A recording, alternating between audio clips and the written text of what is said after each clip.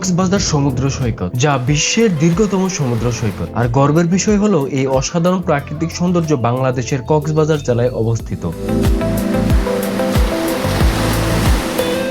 কিন্তু আমাদের মধ্যে অনেকে আছি যারা বাংলাদেশি হয়েও এখনো এই সমুদ্র সৈকতের সৌন্দর্য কাছ থেকে দেখার সুযোগ পাইনি। এর পেছনে বেশ কিছু কারণ থাকলেও দুটি উল্লেখযোগ্য কারণ হলো কারো আর্থিক সীমাবদ্ধতা, আবার কারো সময়ের অভাব। তাই আজকের ভিডিওতে আমি দেখাবো কিভাবে মাত্র একদিনে একদম কম খরচে পুরো কক্সবাজার ঘুরে দেখবেন, আর কিভাবে যাবেন, কোথায় ঘুরবেন, কি কি দেখবেন, কোথায় খাবেন এবং পুরো ভ্রমণে মোট কত টাকা খরচ হবে, সবকিছুর বাস্তব একটি ধারণা পেয়ে যাবেন আমার আজকের এই ভিডিওটি থেকে।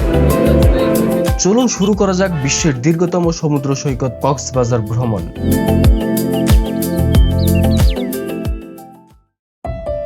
আপনি ঢাকা সহ বাংলাদেশের বিভিন্ন জেলা থেকে কক্সবাজার আসতে পারবেন। রাজধানী ঢাকা থেকে ভাড়া লাগবে আপনার পরিবহন ভেদে 700 থেকে 1500 টাকার ভেতরে। রাতে আপনি ঢাকা থেকে রওনা দিলে সকালে কক্সবাজার পৌঁছে যাবেন। যেহেতু এটি একদিনের ভ্রমণ, সেক্ষেত্রে হোটেল বুকিং করার কোনো প্রয়োজন পড়ছে না। সকালবেলা কক্সবাজার বাস টার্মিনালে পৌঁছে এখানকার স্থানীয় হোটেলগুলো থেকে আপনি সকালবেলার নাস্তাটি সেরে নিতে পারেন। এরপর একটি অটোরিকশা নিয়ে সরাসরি চলে যাবেন লাবণী বিচে। ভাড়া লাগবে জনপ্রতি 20 টাকা। একটা বিষয় জানিয়ে রাখা ভালো, আপনারা সবসময় চেষ্টা করবেন লোকাল ভাবে চলাচল করার। সেই ক্ষেত্রে আপনার খরচ অনেকটাই বেঁচে যাবে। আর আপনি রিজার্ভ করে গাড়ি নিতে গেলে সেই ক্ষেত্রে আপনার খরচটা একটু বেশি হবে। যাত্রীদের কাছ থেকে ভাড়া বেশি নেওয়া এখানকার নতুন কিছু নয়, কাজেই সবসময় দামাদামি করে নেওয়াই ভালো। এখন আমি লাবণী বিচের উদ্দেশ্যে রওনা দিচ্ছি। অটো থেকে নেমে একটু পথ হাঁটতে হবে, 2 মিনিট হাঁটলে আমি লাবণী বিচে গিয়ে পৌঁছাবো। লাবণী বিচে যাওয়ার আগে চোখে পড়বে এরকম কিছু দোকান, যেখান থেকে আপনি কসমেটিক্স সহ বিভিন্ন ধরনের আসবাবপত্র এবং আপনার প্রয়োজনীয় জিনিসপাতিগুলো কিনতে পারবেন।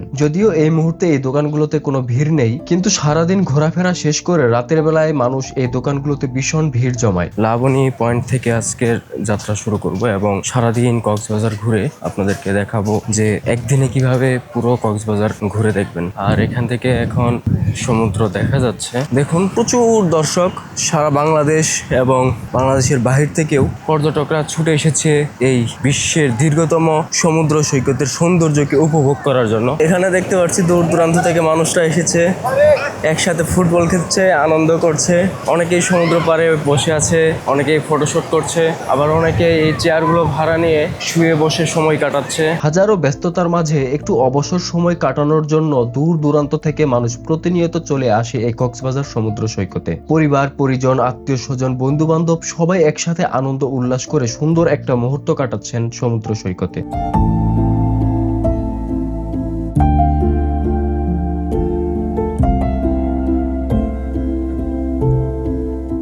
ঘন্টায় কত? ঘন্টা নেবেন? ঘন্টায় 2000 টাকা। আর এখান থেকে যদি আমি কলাতলি পর্যন্ত যাই, শুধু যাবে? খালি যাবো, তাহলে জেলে আপনার 500 টাকা। ধন্যবাদ। হ্যাঁ, এখান থেকে কলাতলি হেঁটে যেতে সময় লাগে 10 মিনিট। আর আমি যদি ঘোড়া দিয়ে যাই তাহলে 500 টাকা দিতে হবে। আমি আর দামাদামি করলাম না, আমি হেঁটে হেঁটেই যাব এবং এই সৌন্দর্যটাকে উপভোগ করব এবং আপনাদেরকে দেখাবো। এইখান থেকে এখন আমি যাব সুগন্ধা বিচে এবং সুগন্ধা বিচ থেকে আর 5 মিনিট হাঁটলেই কলাতলি বিচ। আপনারা এখানে আসলে যে ধরনের গাড়িগুলো দেখতে পারবেন, যেগুলোতে উঠে ঘুরে বেড়াতে পারেন পুরো বিচ। এখন আমি লাবণী বিচ থেকে সুগন্ধা বিচে আসলাম। এখানে এসে দেখতে পারলাম এখানে মানুষের অনেক ভিড়। লাবণী বিচের তুলনায় এখানে মানুষের সমাগম বেশি। কত শত শত মানুষ একসাথে এই সাগরে নেমে আনন্দময় মুহূর্তটাকে উপভোগ করছে। এবার সুগন্ধা বিচ থেকে হাঁটা শুরু করলাম কলাতলি বিচের উদ্দেশ্যে। সুগন্ধা বিচে অনেক মানুষ, আমার আশপাশে সামনে পিছে সব দিকে অনেক মানুষ। এবার এখান থেকে কলাতলি বিচে যাব এবং কলাতলি বিচের অবস্থা দেখব এবং আপনাদেরকে দেখাবো। আমাদের প্ল্যান একদিনে সম্পূর্ণ কক্সবাজার ঘুরে দেখা। লাবণী বিচের তুলনায় সুগন্ধা বিচ এবং কলাতলি বিচে মানুষের ভিড় বেশি থাকে, সেটাই আমরা দেখতে পাচ্ছি। আমার সামনে দেখতে পাচ্ছেন অসংখ্য মানুষ এখানে। আর এখানে আপনারা বোট ভাড়া নিয়ে সমুদ্রে ঘুরে বেড়াতে পারবেন। তারপর টিউব আছে, টিউবগুলো ভাড়া নিয়ে সময় কাটাতে পারবেন। বিশেষ করে বিকালবেলা এখানে আরো মানুষের ভিড় বেশি থাকে। এই হচ্ছে কলাতলি বিচের দৃশ্য। লাবণী, সুগন্ধা এবং কলাতলি বিচ ঘুরে এবার আমি রওনা হব পরবর্তী গন্তব্য হিমছড়ি পাহাড় ও ঝর্ণা দেখার উদ্দেশ্যে। আপনারা যারা বন্ধু বান্ধব অথবা পরিবার পরিজন নিয়ে কক্সবাজার ঘুরতে আসবেন, তারা তারা চাইলে সারাদিনের জন্য এই ধরনের গাড়িগুলো ভাড়া নিতে পারেন। তারা আপনাদের সারাদিন পুরো কক্সবাজারের সবগুলো জায়গা ঘুরিয়ে দেখাবে। এবং বিকল্প হিসেবে আপনি চাইলে এখান থেকে মোটরসাইকেল ভাড়া নিতে পারবেন, যে মোটরসাইকেল দিয়েও আপনি সারাদিন কক্সবাজারের সবগুলো জায়গা ঘুরে দেখতে পারবেন। আমি যেহেতু একা, তাই আমি লোকাল ভাবে একটি অটো নিয়ে রওনা দিলাম হিমছড়ির উদ্দেশ্যে। এখানে পুরো দিনের জন্য গাড়ি ভাড়া করা আমার জন্য বেশি খরচ হয়ে যাবে, এজন্য আমি লোকাল ভাবে ভেঙে ভেঙে যাব। এবার সমুদ্র বিচ থেকে উঠে আমরা ডলফিন মোড় আসলাম এবং ডলফিন মোড় থেকে এখন হিমছড়ির উদ্দেশ্যে যাচ্ছি। এখান থেকে লোকালি জনপ্রতি অটো ভাড়া 50 টাকা করে নেওয়া হয়। আপনারা চাইলে এখান থেকে যেতে পারবেন, চাঁদের গাড়িতেও যেতে পারবেন, অথবা আপনারা চাইলে বাইক ভাড়া করে নিয়েও যেতে পারবেন। ডলফিন মোড় থেকে হিমছড়ি যাওয়ার সময় রাস্তার বাম পাশে দেখা মিলবে সবুজ পাহাড় এবং রাস্তার ডান পাশে দেখা মিলবে বিশাল সমুদ্র সৈকত। খুব অল্প সময়ের ভিতরে রাস্তার দুই ধারে প্রাকৃতিক সৌন্দর্যকে উপভোগ করে চলে আসলাম হিমছড়ি ঝর্ণার গেটের সামনে। আর এই পার্কের ভিতরে ঢোকার জন্য প্রথমে আপনাকে একটা 30 টাকা দিয়ে টিকিট কেটে নিতে হবে। এখানে আসার পর এরকম একটা সিঁড়ি পাবেন, আর এই সিঁড়ি দিয়ে আপনাকে পাহাড়ে উঠতে হবে। আমি মোটামুটি অনেকটা উপরে উঠে এসেছি।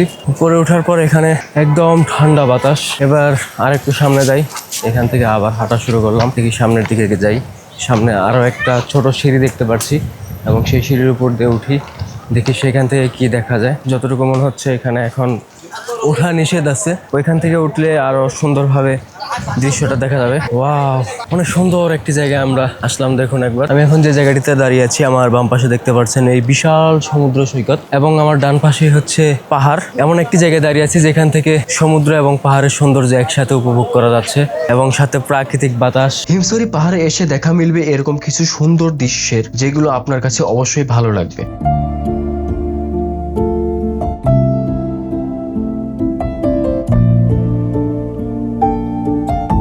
এবার এখান থেকে হাঁটা শুরু করলাম। এখান থেকে যাওয়ার আগে এখানকার একটা ইন্টারেস্টিং পার্ট যেটা আমি আপনাদেরকে দেখাবো এখন, আর সেটা হচ্ছে এখানকার ঝর্ণা। 1 মিনিট হাঁটলেই আমরা ঝর্ণার কাছে চলে আসলাম। এই সেই ঝর্ণা আমার পেছনে দেখতে পাচ্ছেন।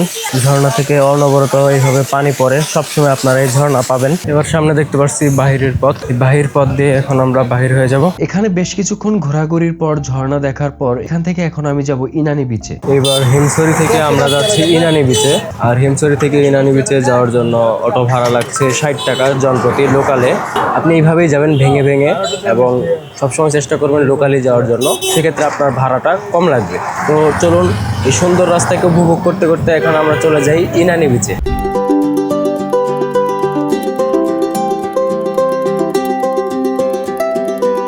হিমছড়ি থেকে ইনানি বিচে যাওয়ার সময় যে রাস্তা দিয়ে যাবেন, এই রাস্তার সৌন্দর্য আপনাকে সত্যি মুগ্ধ করবে।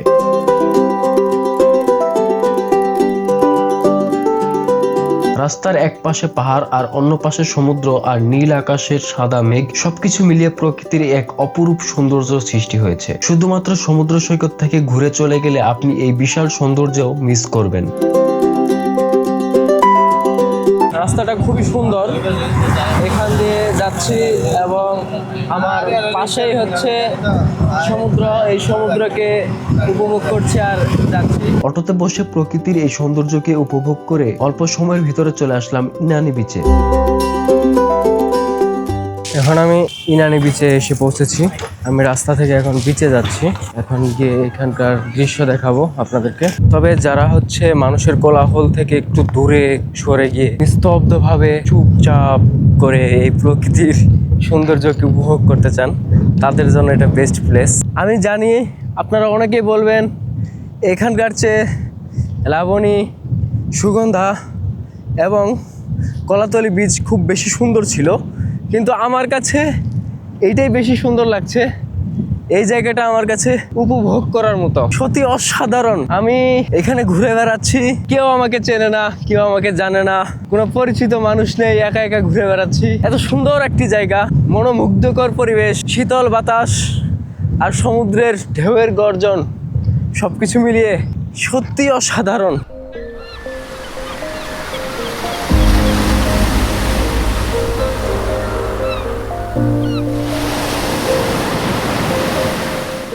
যারা প্রকৃতির সাথে একদম কাছ থেকে মিশতে চান এবং প্রকৃতির সৌন্দর্যকে মনের গহীন থেকে উপভোগ করতে চান, তারা অবশ্যই এই জায়গাটিতে আসবেন।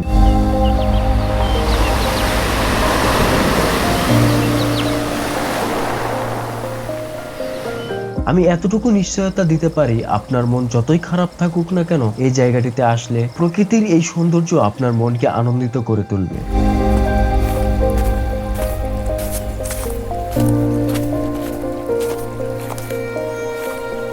অন্যান্য বিচের তুলনায় এখানে মানুষের সমাগম অনেক কম, যার জন্য এখানে প্রকৃতির সৌন্দর্যকে গভীরভাবে উপভোগ করা যায়।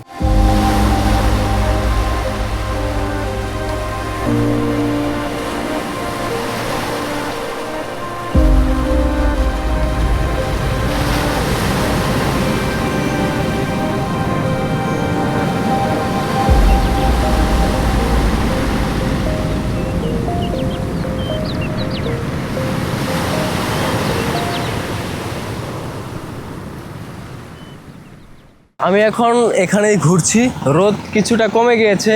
আমার সত্য বলতে এখান থেকে যাওয়ার ইচ্ছাই হচ্ছে না। এত সুন্দর একটি জায়গা, যেখানে মানুষ কম সেখানেই প্রাকৃতিক সৌন্দর্য বেশি। এটাই স্বাভাবিক, কারণ আমরা আসলে প্রাকৃতিক সৌন্দর্যকে নষ্ট করতে জানি, প্রাকৃতিক সৌন্দর্যকে সুন্দরভাবে রাখতে জানি না। এখানে বেশ কিছুক্ষণ ঘোরাফেরার পর দুপুর হয়ে গেল, আর এখন আমাকে দুপুরের খাওয়া দাওয়াটা সেরে নিতে হবে। তাই এখানকার স্থানীয় হোটেল থেকেই আমি দুপুরের খাবারটা সেরে নিই। এখন আমি দুপুরে খাওয়া দাওয়া শেষ করলাম। এখানকার খাবারের দাম তুলনামূলক অনেক বেশি, খালি বেশি না, ডাবলও বলা চলে। এখানকার পানি একদমই লবণাক্ত পানি, সামুদ্রিক অঞ্চল, এদিকের পানি এরকমই। যারা এগুলো পানি রেগুলার খায় তারা এতে অভ্যস্ত হয়ে গিয়েছে। হঠাৎ করে আপনি যখন আসবেন এই পানিটা আপনার কাছে অনেক বেশি লবণাক্ত মনে হবে। ইনানি বিচের পাশে আপনারা এই হোটেলটি পেয়ে যাবেন। আর ভাইয়ের নামটা কি যেন? মোহাম্মদ রিদওয়ান। আসবেন আমাদের ইনানি বিচে, সব সৌন্দর্য পাথর, শীতের সময় একটু বেশি সুন্দর লাগে, কারণ হচ্ছে সবসময় পাথর থাকে। আর আমাদের পুরো মেরিন ড্রাইভের সৌন্দর্য হচ্ছে শীতের সময়। এখন হচ্ছে আনসিজন, এই সিজনে হচ্ছে যে আপনার বর্ষার সময় কেন বৃষ্টি থাকে, কেন রোদ থাকে, এই সিজনে এসে কোনো মানে গিয়ে যেটা ফিল পাওয়া যায় ওইটা পাওয়া যাবে না। তো এখন এখান থেকে আমি বের হচ্ছি, যাই রাস্তার ধারে। ওইখান থেকে আমরা এখন চলে যাব একটি অটো নিয়ে। দ্রুত সময়ের ভিতরে খাওয়া দাওয়া শেষ করে আমি আবারও রওনা দিলাম ডলফিন মোড়ের উদ্দেশ্যে। ইনানি বিচ থেকে একটি অটো নিয়ে রওনা দিলাম। এখান থেকে আপনারা এইভাবে লোকালি যাবেন, তাহলে আপনাদের খরচ কম পড়বে। আর ইনানি বিচ থেকে ডলফিন মোড়ে যাওয়ার সময় আমার অটো ভাড়া লেগেছে 80 টাকা। এবার অটো থেকে নেমে আমি সরাসরি চলে আসলাম কলাতলি বিচে। এখানে সকালের তুলনায় বিকালের মানুষের সমাগম আরো বেড়ে গিয়েছে, এবং বিকালবেলার এই প্রাকৃতিক সৌন্দর্য উপভোগ করার জন্য মানুষ এখানে অপেক্ষা করছে। সত্য বলতে সন্ধ্যার মুহূর্তটা ভীষণ ভালো লাগছিল, ইচ্ছে হচ্ছিল এখানেই থেকে যাই আর এই প্রাকৃতিক সৌন্দর্যকে মন ভরে উপভোগ করি। এখানে আপনি বিকালবেলা ঘুরলে আপনার মনটা ভালো লাগবে, কারণ এখানকার বিকালবেলার পরিবেশটা খুবই সুন্দর। আর আমি সকালবেলা লাবণী বিচ থেকে সুগন্ধা বিচ হয়ে হেঁটে হেঁটে কলাতলি বিচে এসেছিলাম। এখন আমি কলাতলি বিচ থেকে হেঁটে হেঁটে সুগন্ধা বিচ হয়ে লাবণী বিচে যাব। এই সময়টুকুর ভিতরে সূর্য অস্ত যাবে, আর সন্ধ্যার পর এখানে কেনাকাটা করতে পারবেন। বিভিন্ন ধরনের আচার, শুটকি এবং কসমেটিক্স আইটেম কেনাকাটা করতে পারবেন। সন্ধ্যার পর আপনারা চলে যাবেন সেই মার্কেটগুলোতে, যে মার্কেটগুলো আমি ভিডিওর শুরুতেই দেখিয়েছিলাম। সেখানে গিয়ে আপনারা আপনাদের প্রয়োজনীয় জিনিস কিনে নেবেন এবং কেনাকাটা শেষ করে আপনারা সরাসরি চলে যাবেন ডলফিন মোড়ে। সেখানে গেলে আপনারা রাজধানী ঢাকা সহ বিভিন্ন জেলার গাড়ির টিকিট পেয়ে যাবেন এবং রাতে গাড়িতে উঠে আবার ফিরে যেতে পারবেন ঢাকায়। আপনারা চাইলে কক্সবাজার রেল স্টেশনে গিয়ে ট্রেনেও ঢাকায় যেতে পারবেন, তবে ট্রেনে যাওয়ার ইচ্ছা থাকলে আপনাকে অবশ্যই অনেক আগেই টিকিট কেটে রাখতে হবে। তো এই ছিল আমার আজকের ভিডিও। আজকের ভিডিওতে আমি আপনাদেরকে দেখানোর চেষ্টা করেছি একদিনের ভিতরে কিভাবে আপনারা কক্সবাজার সমুদ্র সৈকত ঘুরে দেখবেন। সম্পূর্ণ ভিডিওটি দেখার জন্য আপনাকে অসংখ্য ধন্যবাদ। যদি ভিডিওটি ভালো লাগে এবং ভিডিওটি থেকে আপনি সামান্য পরিমাণ উপকৃত হয়ে থাকেন, তাহলে অবশ্যই ভিডিওতে একটি লাইক করবেন। আর আপনার গুরুত্বপূর্ণ কোনো মতামত থাকলে অবশ্যই কমেন্ট বক্সে জানাবেন। এরকম আরো ট্রাভেল ভিডিও পাওয়ার জন্য অবশ্যই আমার চ্যানেলটি সাবস্ক্রাইব করে পাশে থাকবেন। সো দেখা হচ্ছে নতুন কোনো ভিডিওতে। ততক্ষণ পর্যন্ত সবাই সুস্থ থাকবেন, ভালো থাকবেন। আল্লাহ হাফেজ।